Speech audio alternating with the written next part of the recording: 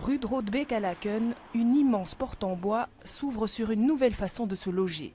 Elena et Mathieu préparent le terrain pour de futurs poiriers.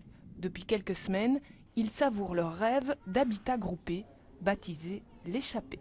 C'est un rêve de longue haleine, hein. En gros, dans la tête, ça a commencé il y a 10 ans et ça fait 6 ans maintenant qu'on travaille là, avec 30 adultes, 15 enfants pour la construction de ce cohabitat de 18 appartements.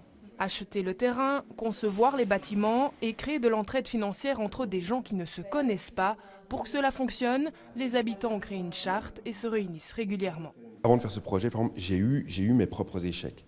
Et une des solutions, c'est dès le début, écrire une charte, 2 ou 3 pages, pas grand-chose, mais qui va nous donner la boussole pour les prochaines années, où est-ce qu'on veut aller, comment on veut que ce projet évolue. Mais chacun est libre aussi de rester chez soi. Et chez elle, Elena y est presque. La jeune femme emménage dans 10 jours. Voilà, la cuisine. Ici, ce sera mon bureau et une petite chambre d'amis. Là, ça va être ma chambre à coucher.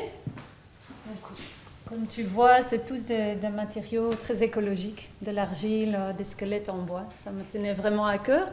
C'est d'ailleurs une des choses qui est inscrite dans notre charte, qu'on essaye d'avoir une empreinte écologique très réduite. Qu'est-ce qui vous a séduit dans l'habitat groupé ?